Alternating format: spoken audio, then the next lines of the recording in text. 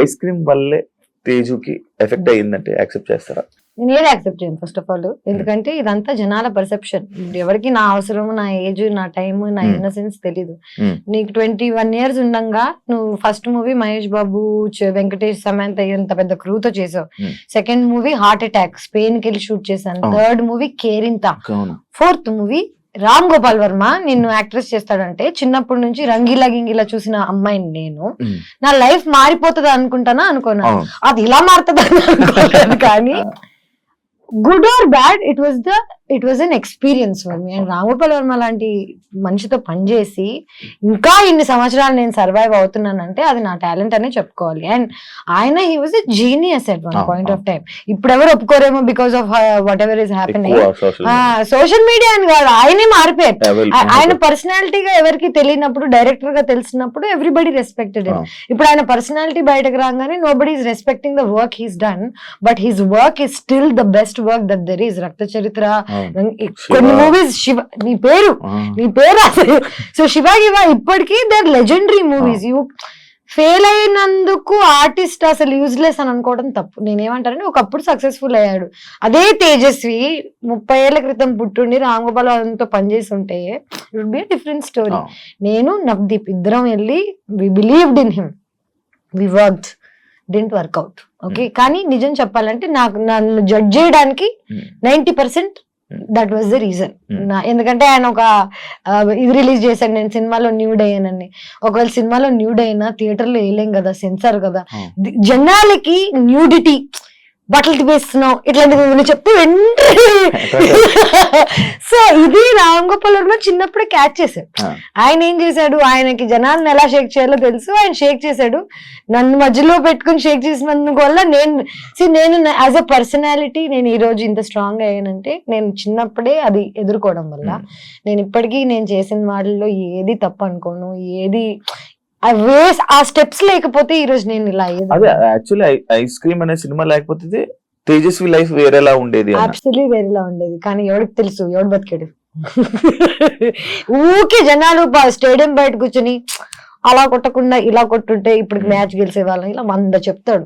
Shoes వేసుకుని ఆడుతున్నోడికి తెలుస్తుంది నేను చిన్నప్పుడు ఆ డెసిషన్స్ ఎందుకు తీసుకున్నాను, నేను ఎందుకు ఇప్పుడు ఈ లెవెల్లో ఉన్నా, ఈ అమ్మాయి అలా చేసి ఉండకూడుతుంది, అలా 100 చెప్తారు. కానీ నాకు ఇంట్లో కూర్చొని చెప్పే వాళ్ళు ఎవరు లేరు కదా. నా డెసిషన్స్ అన్ని నేనే తీసుకున్నాను. అండ్ నేనే దానికి సక్సెస్ వచ్చినా నేనే అనుభవిస్తా, బ్యాడ్ నేమ్ వచ్చినా నేనే అనుభవిస్తా. ఏదైనా single handed. Ganesh first time కదా బికినీ వేసుకోవడం, ఎందుకు ట్రై చేయాలనిపించింది? ట్రై చేయాలని కాదు, నిజం చెప్పాలంటే ఇప్పుడు దాకా నువ్వే అంటున్నావు నన్ను యాక్సెప్ట్ చేయట్లేదు, బాయ్ ఫ్రెండ్స్ యాక్సెప్ట్ చేయట్లేదు. నిజం చెప్పాలంటే నేను 5 ఏళ్ల క్రితం ఇదే సినిమా ఐస్ క్రీమ్ సినిమాలో షార్ట్స్ వేసుకుని ఆ షార్ట్స్ తీసినందుకు షార్ట్స్ తీయడం అంటే చూపి నీకెందుకు చూసావా ఇలాంటి ఆడియన్స్ కోసమే వాళ్ళని షార్ట్స్ పెట్టింది. సో నేను యాక్చువల్లీ ఎప్పుడు ఎక్స్పోజ్ చేస్తే నాకు డబ్బులు వస్తాయి, రోల్స్ వస్తాయి, లేకపోతే నేను ఒక లెవెల్కి వెళ్ళిపోతాను ఎక్స్పోజ్ చేస్తే అని ఎప్పుడు చేయలేదు. నేను ఎప్పుడు నాకు నచ్చింది పని డబ్బుల కోసం అనే థాట్ లో తప్ప ఎప్పుడు ఇంకా I dent think beyond.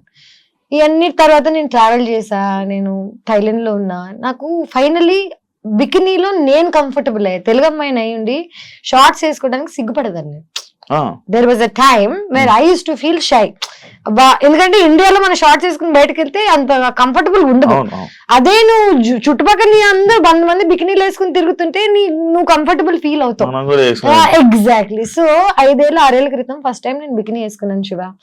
Maldives లో వేసుకున్నాను, థైలాండ్ లో వేసుకున్నాను. నాకే ఒక తెలుగు అమ్మాయిగా అలాంటి బాడీ ఉండడం, నేను బికినీలో అందంగా ఉండడం ఫైనల్లీ యాక్సెప్ట్ చేశాను నన్ను నేను. ఇప్పుడు ఏంటి 33 ఏళ్ళు నాకు. అండ్ ఇప్పుడు ఆల్రెడీ నాకు నన్ను అనాల్సినవన్నీ అనుకున్నారు, వాట్ ఎవర్ ఈస్ ఫైన్. ఇప్పుడు ఏంటంటే నా బాడీ నాకు నచ్చుతుంది. I want to expose because I look fit. 5 ఏళ్ల క్రితం ఐ వాజంట్. 5 ఏళ్ల క్రితం నన్ను బికినీ వేసుకోమంటే నేను వేసుకునేదాన్ని కాదు. ఇప్పుడు నేను కష్టపడ్డాను, జిమ్కి వెళ్ళాను, నా బాడీ కత్తిలాగుంది, అన్ని నాకు తెలుసు. ఇప్పుడు this is the time to wear it. ఇవన్నీ కాకుండా I might never wear it again. ఇంకా నేను మళ్ళీ ఇదే జోన్ లోకి వెళ్ళిపోయి ఎక్స్పోజింగ్ చేస్తానని కూడా అనట్లేదు. నాకు ఒక ఆపర్చునిటీ వచ్చినప్పుడు యాజ్ అన్ యాక్టర్ నేను ఇది వేసుకోవాలని వేసుకోలేదు, నా సరదా కోసం వేసుకోలేదు. బికినీ వేసుకుని ఇన్స్టాగ్రామ్ లో ఫోటోలు పెట్టలేదు. నేను ఒక షోలో when it was necessary. It's a hot scene. Okay, one hot scene. నేను kissing scene కూడా చేశాను దీనికి. సో నా previous boy friend what ever, నా ప్రీవియస్ లైఫ్ లో ఉన్న వాళ్ళు నన్ను ఏది చేయొద్దు చెయ్యి అని ఎప్పుడేం చెప్పలేదు. దెన్ నన్ను నమ్మారు. ఇప్పుడు ఈ first time who ever I'm dating, వాడికి నేను ఎవరో తెలియదు అండి, వాడికి అసలు తెలుగు ఇండస్ట్రీ తెలీదు, నేను ఎవరో తెలీదు, ఈస్ ఫ్రమ్ బాంబే. వాడికి నన్ను ఇన్నసెంట్ చిన్న పిల్లలా చూసాడు. సడన్ గా నేను బికినీ వేసుకుంటున్నా అనగానే వాడికి ఓ షిట్ అదేంటిది, నేను ఇన్నసెంట్ అనుకున్నాను కదా అని. నేను ఇన్నసెంట్ అని నీకు చెప్పలేదు కదా. First of all kissing scenes చేశాను, రామ్ గోపాల్ వర్మతో సినిమా చేశాను, నాకు ఆల్రెడీ వరల్డ్ గురించి లైఫ్ గురించి తెలుసు. నేను బికినీ వేసుకుని రోజు ఇన్స్టాగ్రామ్ లో ఫోటోలు పెట్టి అబ్బాయిల్ని అట్రాక్ట్ చేస్తుంటే నేను ఎవరో మీకు తెలిసిపోతుంది నా ఇన్స్టాగ్రామ్ చూస్తే. ఒక మనిషి ఏంటనేది చూసి జడ్జ్ చేయగలుగుతారు, పబ్లిక్ ప్రొఫైల్ చూస్తే తెలిసిపోతుంది. నేను అట్రాక్ట్ చేయడానికి వేసుకోవట్లేదు. అలా అని యాజ్ అన్ యాక్టర్ నాకు ఒక సీన్ చేయాల్సి వచ్చినప్పుడు నేను చెయ్యాలి. ఇప్పుడు ప్రతి సినిమాలో అబ్బాయిల బాడీ చూపిస్తున్నారు, పెద్ద హీరో నుంచి కింద హీరో వరకు అందరూ ఇప్పుడు ఎవరికి ప్రాబ్లం లేదు. ఎవడెవరిని అన్నా యాబ్స్ అన్నా అనుకుంటా, అదే యాబ్స్ కదా. I'm also an actor, I also worked hard, I also went to the gym. నేను చూపిస్తుంటే అనలేరు. అబ్బాయిల బాడీకి అమ్మాయిల బాడీకి కనిపించేది ఏంటంటే డిసిప్లిన్. వాళ్ళు ఎంత బాగా వర్కౌట్ చేస్తున్నారు, ఏం తింటున్నారు. చాలా మందికి న్యాచురల్ గా ఉంటుంది, నాకు న్యాచురల్ గా లేదు. నేను కష్టపడి ఇన్ని సంవత్సరాలకి 33 ఏళ్ళకి I'm comfortable now and I'm very happily wearing it. But I'm again still judged. ఇప్పటికీ ఎక్కడికి వెళ్ళినా బికిని బికిని అంటారే. ఇంత జీవితంలో ఇంత ముందుకు వచ్చాక మీరు ఇంకా బికిని దగ్గర ఉన్నారా అనిపిస్తుంది. అంటే అది కావాలని పాయింట్ అవుట్ చేసినట్ట. ఎందుకంటే ఈ జనరేషన్ లో బికిని అనేది కామన్.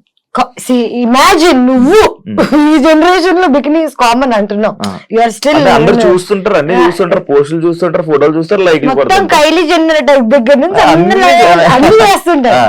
మనం వేసుకో. అదే ఎందుకు క్వశ్చన్ చేస్తున్నారు, నీకు ఏమైనా ఐడియా ఉందా? ఐ థింక్ ఫస్ట్ ఒకటి ఏంటంటే యానిమల్ ఇన్స్టింక్ట్ ఏంటంటే మగాళ్ళకి ఆడవాళ్ళని ప్రొటెక్ట్ చేయాలనే ఇది ఉంటది.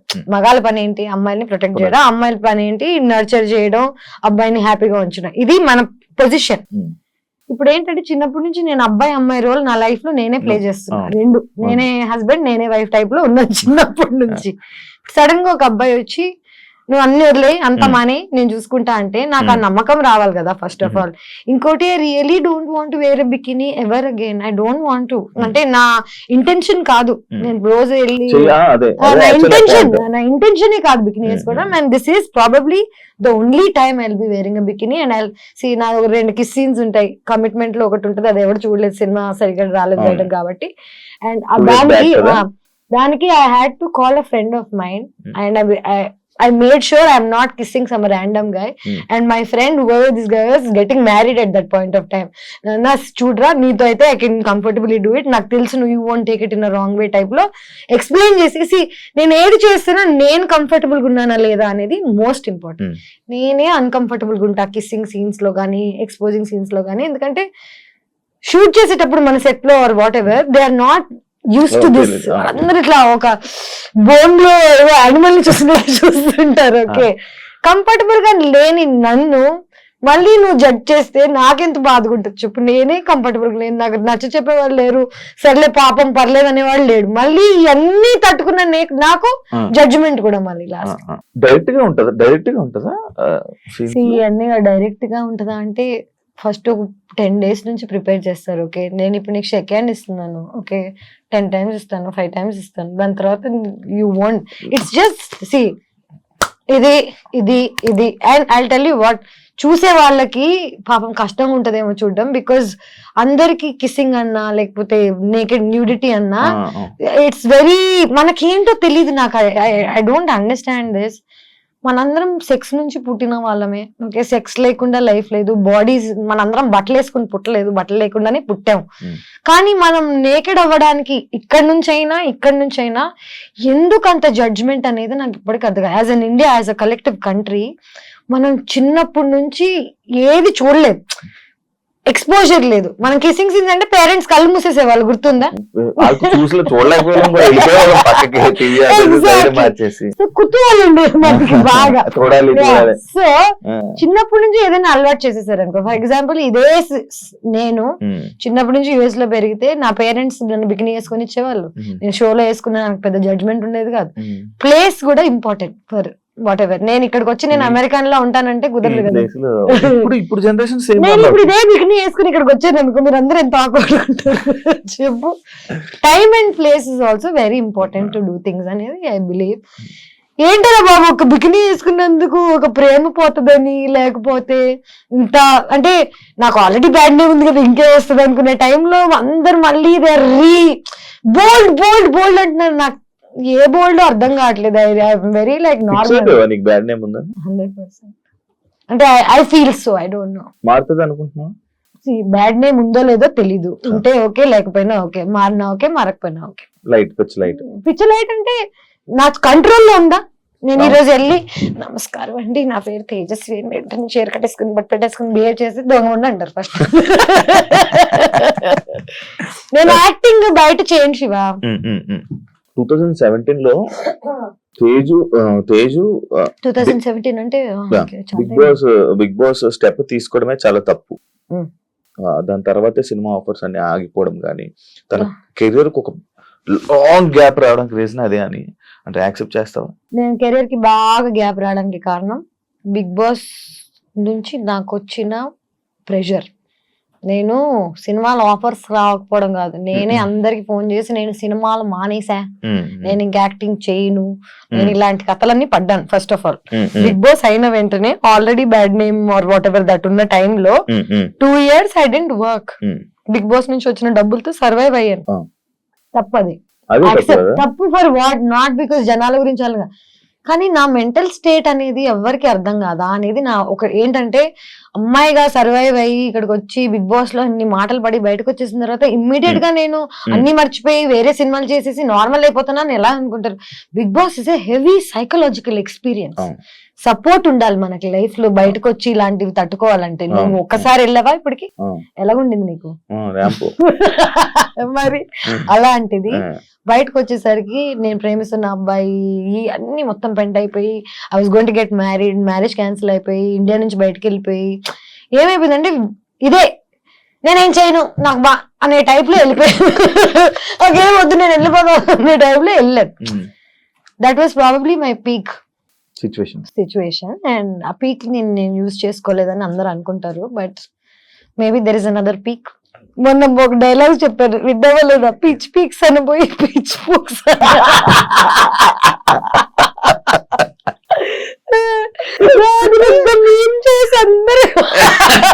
నేను దాట్ ఇన్నోసెంట్ రే, లైక్ చిన్నప్పుడు నేను పిచ్ పీక్స్ అని పోయి సంథింగ్ ఎల్స్.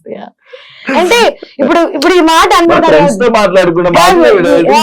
నాకు అదే కదా, ఫ్రెండ్స్ తోకి కెమెరా ముందుకి బిగ్ బాస్ లోకి సినిమాలోకి పెద్ద డిఫరెన్స్ ఏమి, same person everywhere. Main issue ఏంటంటే ఇప్పుడు నేను ఈ మాట అనేసాను, ఒక మాట బూత్ మాట్లాడేసాను, ఒక తప్పు అనేసాను అనుకో అని అనుకోను నేను. నాకు ఆ ఫీలింగ్ అనేది లేదు, ఎందుకంటే నేను ఏదన్నా తప్పు చేస్తున్నానని చేయట్లేదు కదా. ఇప్పుడు నిన్ను ప్లాన్ చేసి ప్లాట్ చేసి నిన్ను ఏదైనా అందామని అనుకుని అన్నాను అనుకో, అది తప్పు. న్యాచురల్ గా వచ్చింది దానికి నేనేం చేయగలను. కాంట్రవర్సీలు ఇవన్నీ మనకు అలవాటే. కాంట్రవర్సీ అది any publicity is publicity. Okay, people are good or bad, bad stays longer. Let me tell you this, I studied journalism, I know what is what. మనం చూసేదంతా నిజం కాదు అని నాకు చిన్నప్పుడు సబ్జెక్ట్ లోనే అర్థమైపోయింది. ఇప్పుడు నేను చూసేదంతా నిజంగా అన్నప్పుడు, నేను ఆల్రెడీ ఈ ఫీల్డ్ లో వచ్చినప్పుడు జనాలు నా గురించి ఏమనుకుంటున్నారని నన్ను పర్సనల్ గా కలిసి నాతో జర్నీ చేసి నాతో టైం స్పెండ్ చేసి నేనేంటి అనే జడ్జ్మెంట్ నువ్వు నాకు ఇస్తే నేను వింటా. నేను నన్ను టీవీలో చూసి నన్ను ఎక్కడో ఒక నువ్వు తమ్నేల్ చూసి నా లైఫ్ ను జడ్జ్ చేస్తా అంటే నీకు అసలు ఇన్ఫర్మేషన్ లేదు కదా. ఇన్ఫర్మేషన్ లేకుండా జడ్జ్ ఎలా చేస్తారా బాబు? దాని గురించి కూడా ఉంది, ఆ పాయింట్ కూడా ఉంది. మన ఫిల్మ్ ఇండస్ట్రీలో, తెలుగు ఫిల్మ్ ఇండస్ట్రీలో కమిట్మెంట్స్ అనేది ఒక పెద్ద, తెలుగు ఫిల్మ్ ఇండస్ట్రీ వరల్డ్ లో ఇండస్ట్రీ అంటేనే ఇది, అమ్మాయిలు అంటేనే ఒక ఇంకా బికినీ వేసుకుందంటే 100% ఈజీ. నీకు అలాంటి సిచ్యువేషన్ కమిట్మెంట్స్ నిన్ను అడిగారా ఎవరైనా? నన్ను కమిట్మెంట్స్ అడగలేదు కానీ కమిట్మెంట్ అడగడం వల్ల క్యాన్సిల్ అయిపోయిన ప్రాజెక్ట్స్ ఏమైనా ఉన్నాయి? అట్లాంటి యాక్షన్ నిజం చెప్పాలంటే ఇదంతా స్టార్టింగ్ లో జరిగింది. స్టార్టింగ్ లో అంటే ఫస్ట్ వచ్చినప్పుడు కమిట్మెంట్ అని డైరెక్ట్ గా చెప్పేవాళ్ళు కాదు, కానీ నాకు ఆ వైబ్ అర్థమైపోతుంది. కొంచెం షేడీ ఉంటారు కదా వీళ్ళు, మేనేజర్స్ మీరు రాత్రి డిన్నర్ కి కలవాలి, డైరెక్టర్ కి డిన్నర్ ఎందుకు రా బాబు, పొద్దున్నే స్క్రిప్ట్ చెప్తే అయిపోతుంది కదా. ఇది ఇండస్ట్రీ అనే కాదు, కానీ నేను ఫస్ట్ ఆఫ్ ఆల్ ఒక జంగుల్లో జింక పిల్లలా తిరుగుతున్నాను. చిన్నప్పుడు చిన్న బేబీగా ఉన్నప్పుడు యూఆర్ మోర్ వల్నరబుల్, నీకు తెలుస్తుంది, అప్పుడు పూలు వేసేస్తుంది. ఇప్పుడు ఏంటంటే జనాలు నా నెగటివిటీ అని అనుకుంటున్నారు, కానీ నా నోరే నన్ను కాపాడింది ఇప్పుడు దాకా. లిటరలీ ఇప్పుడు ఎవరైనా నన్ను కమిట్మెంట్ అడగాలంటే చుచ్చిపోసుకోవాలి. సో నన్ను నేను ప్రొటెక్ట్ చేసుకోవడానికి I think I got this personality. Commitments అనేవి ఇక్కడే కాదు, వరల్డ్ లో ఎక్కడికి వెళ్ళినా ఎవడో ఒకటి నీ దగ్గర నుంచి ఏదో ఒకటి కొట్టేద్దాం అనుకుంటాడు. డబ్బులైనా, నీ ఆస్తి అయినా, నీ ఒళ్ళైనా నిన్ను నువ్వు కాపాడుకోవడం నీ రెస్పాన్సిబిలిటీ తప్ప ఇంకెవరిది కాదు. యాక్చువల్లీ నువ్వు ఇందాక అన్న పాయింట్ నాకు ఒక క్వశ్చన్ ఉంది. అడుగు. కమిట్మెంట్స్ ఇంతకీ నిన్న ఎవరైనా కమిట్మెంట్ అడిగారా శివ? అడిగితే బాగుంది.